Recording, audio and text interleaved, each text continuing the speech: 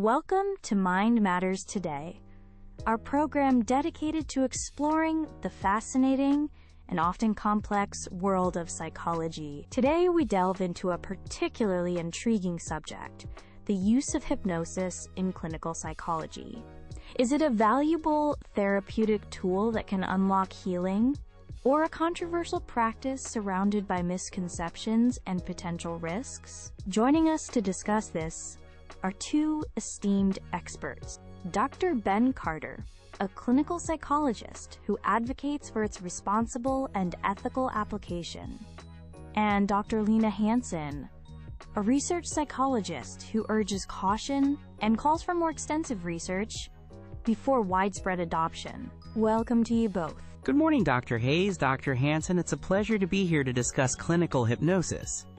When I talk about clinical hypnosis, and as I practice and advocate for it, I'm referring to a state of focused attention, quite similar to deep concentration or being absorbed in a good book. This state can help individuals make meaningful and positive changes in their lives. It's crucial to understand that this is far removed from the sensationalized portrayals of mind control often seen in popular media. That's a common misconception we must address. There is a substantial and growing body of evidence that supports its effectiveness for a range of specific conditions. For instance, hypnosis can be an incredibly powerful tool for managing chronic pain, significantly reducing its intensity and improving quality of life. It's also highly effective in reducing anxiety associated with medical or dental procedures, making these experiences much more manageable for patients.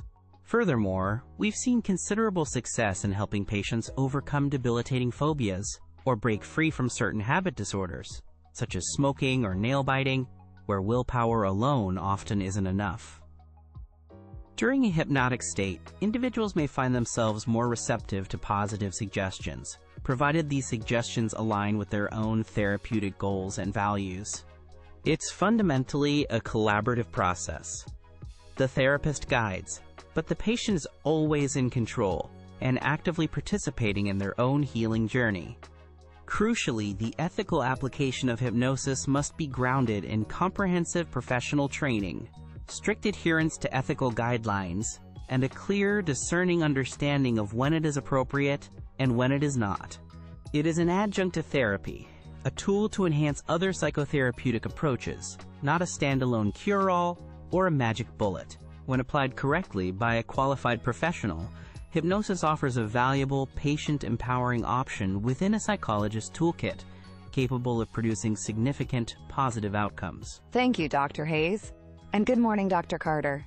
I acknowledge that hypnosis has a long, and indeed varied, history in medicine and psychology, and it's true that some individuals report experiencing benefits, which I don't dismiss. However, I believe its widespread application in contemporary clinical psychology warrants very careful scrutiny and a more cautious approach than is sometimes advocated. My primary concern lies in the consistency and overall quality of the scientific research supporting its efficacy for many of the claimed benefits. While some studies show promise for many conditions, the evidence is not as robust, not as conclusive, or not as consistently replicated as it is for other well-established therapeutic interventions, like cognitive behavioral therapy or certain psychotropic medications. We genuinely need more large-scale, methodologically sound, well-controlled studies to definitively establish its effectiveness beyond doubt and to understand its mechanisms more clearly. A particularly significant issue from my perspective is the potential for heightened suggestibility during hypnosis to lead to the creation or distortion of memories. This is a profound ethical concern, especially when dealing with vulnerable individuals, or if hypnosis is employed with the aim of recovering supposedly repressed memories, a practice fraught with danger. The risk of confabulation, where false memories are unintentionally created but believed by the patient, cannot be understated. Furthermore, the term hypnotherapist isn't always rigorously regulated across all jurisdictions. This lack of uniform standards can lead to a risk of misuse by practitioners who may have inadequate psychological training or a superficial understanding of complex mental health issues. Such situations can potentially harm patients, either directly or by delaying their access to more effective, evidence-based treatments. Therefore, while I am not dismissing hypnosis entirely out of hand, I firmly believe we must approach its use with considerable caution, always prioritizing established evidence-based practices and advocating for robust regulation and training standards. Dr. Hansen, Dr. Carter emphasizes hypnosis as a collaborative process, particularly for issues like pain management where the patient is actively involved. How does this specific application align with your broader concerns about suggestibility and potential misapplication, especially if we assume strict ethical guidelines are being followed by trained professionals? That's a fair question. Even in what is described as a collaborative setting for something like pain management, the underlying mechanism often relies heavily on suggestion. A patient might indeed report a reduction in pain, and that's a positive outcome for them. But the critical question for us as scientists is whether this therapeutic effect is specific to hypnosis itself. Could it be attributed to other non-specific factors, such as the placebo effect, deep relaxation techniques, which are often part of the hypnotic induction, or simply the focused attention and empathetic ear of the therapist? My concern remains that if a patient is highly suggestible, the therapist, even with the best intentions and adhering to guidelines, might inadvertently shape the patient's beliefs, expectations, or even unrelated memories beyond the initial therapeutic scope of pain relief. Ethical guidelines are certainly a crucial starting point, and I commend their existence, but their consistent enforcement and the nuanced interpretation of what constitutes undue suggestion in practice can be quite challenging to monitor and regulate effectively across all practitioners. Dr. Carter, Dr. Hansen raises a very pertinent point about the risk of false memories, or confabulation, and questions the overall quality of evidence for some of hypnosis's applications. How do well-trained psychologists actively work to mitigate these serious risks? And could you highlight which specific areas of application you believe currently possess the strongest, most compelling evidence base? Thank you. Responsible clinicians, particularly those with thorough training in psychology and hypnotherapy, are acutely aware of the potential risks associated with leading questions and the possibility of confabulation. Our training specifically emphasizes how to avoid suggestive questioning techniques, especially when dealing with any form of memory retrieval or exploration of past events. It's a cornerstone of ethical practice that hypnosis should absolutely not be used to uncover or recover past events in a forensic or investigative manner, as that's where the highest risk of memory distortion lies. Regarding the evidence base, the strongest and most consistent findings, in my professional opinion and supported by numerous studies, lie in the domain of pain management. This includes both acute pain, such as post-surgical pain, and chronic pain conditions, like fibromyalgia or migraines. Additionally, there's robust evidence for its effectiveness in anxiety reduction, particularly for procedure-related anxiety.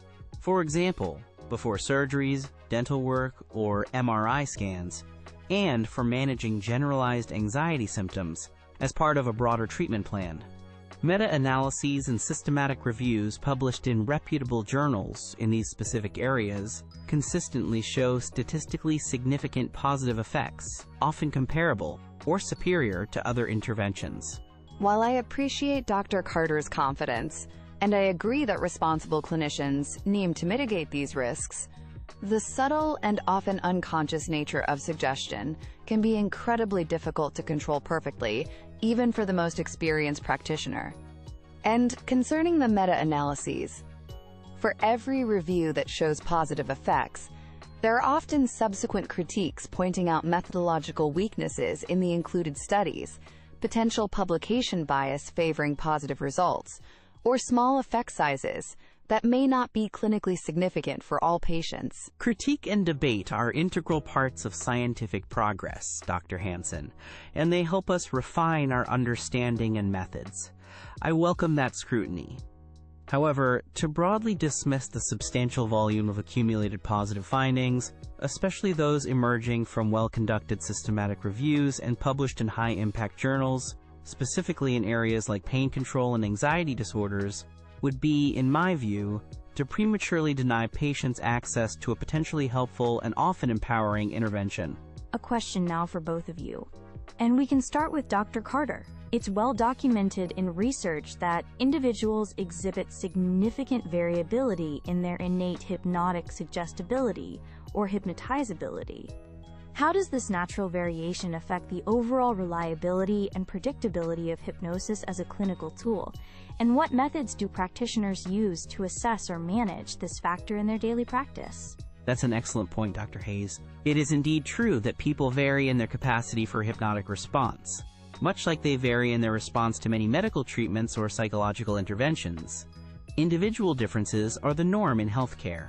There are standardized scales, like the Stanford or Harvard scales of hypnotic suggestibility, which can be used to formally assess this, though they are more common in research settings than routine clinical practice. More often, a clinical trial of hypnosis itself, perhaps over 1 or 2 initial sessions, serves as the best practical indicator of an individual's responsiveness and comfort with the process. It's certainly not a one-size-fits-all approach.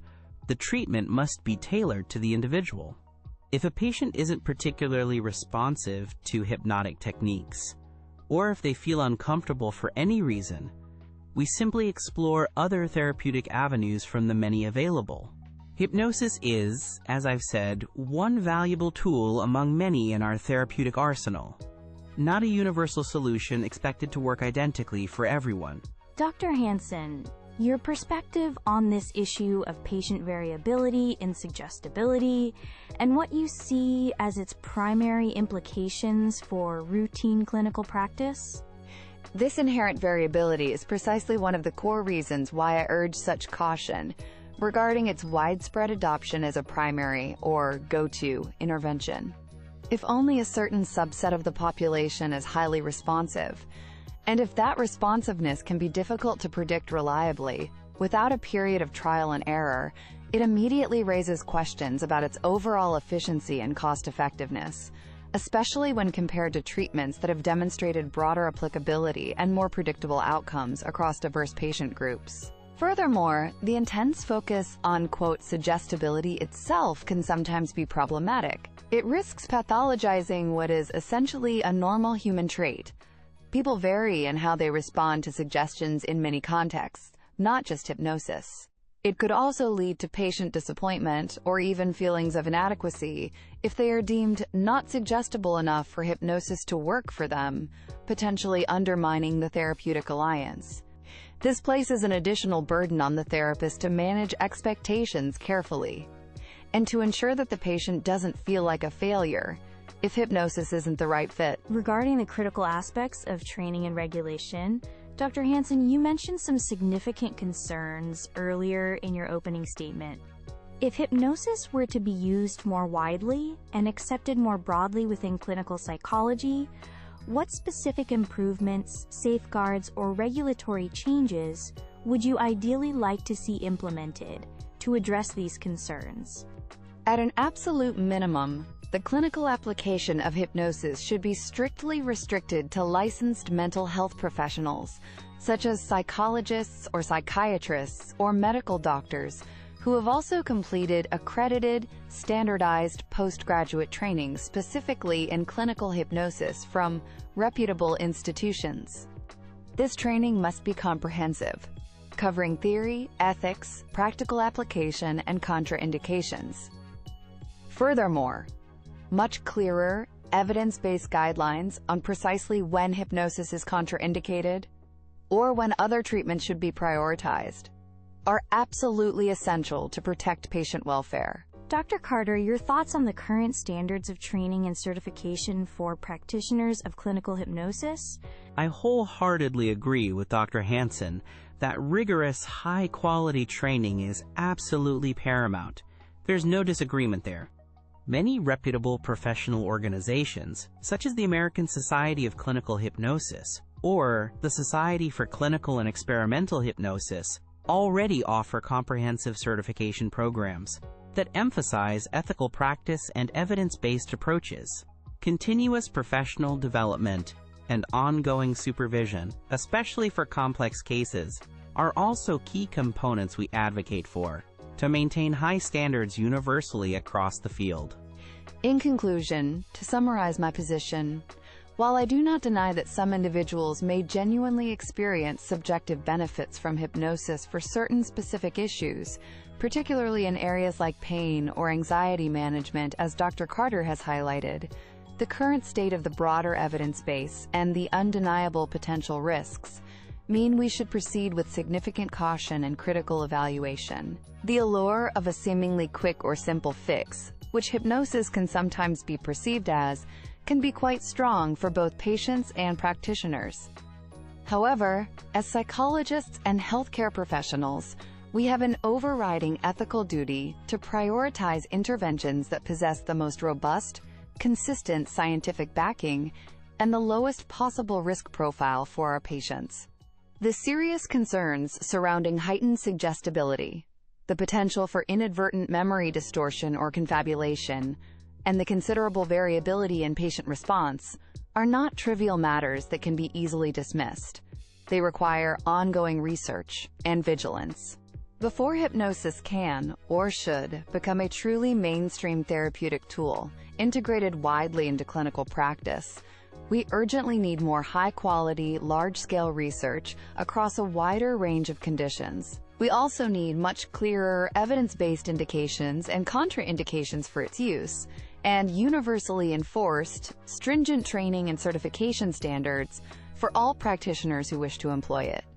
Until such a time comes, I believe it is more prudent and ethically responsible to focus our primary efforts on established, thoroughly vetted, evidence-based therapies, reserving hypnosis for very specific, well-researched applications by highly specialized professionals who are deeply aware of its complexities and limitations. Thank you. My position, after this thoughtful discussion, remains that clinical hypnosis, when practiced ethically, competently, and by appropriately trained professionals, stands as a valuable and often deeply empowering therapeutic tool for many individuals.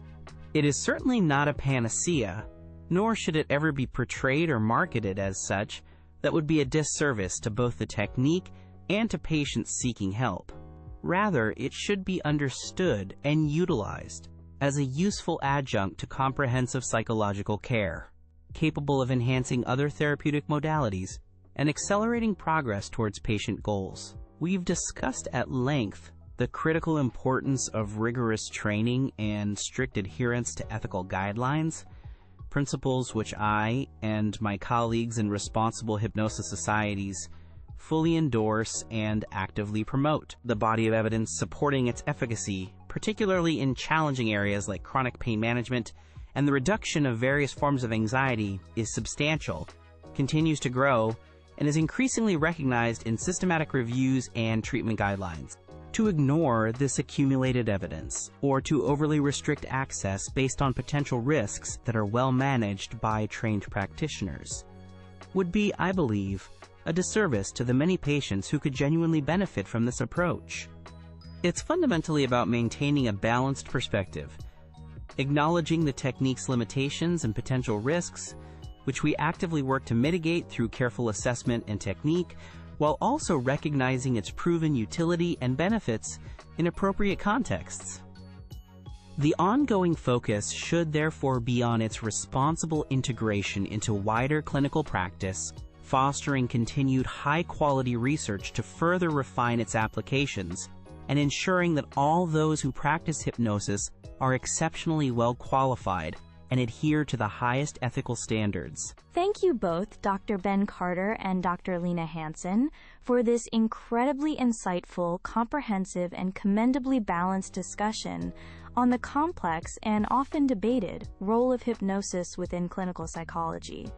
It's abundantly clear from your contributions that while significant potential benefits exist, particularly in specific domains like pain and anxiety management, very pertinent concerns regarding the breadth of the evidence base, issues of patient suggestibility and the need for consistent regulation and training remain at the forefront of this conversation. To our listeners, we sincerely hope this dialogue has provided you with a clearer, more nuanced understanding of the ongoing debate surrounding hypnosis and its place in modern therapy. Thank you for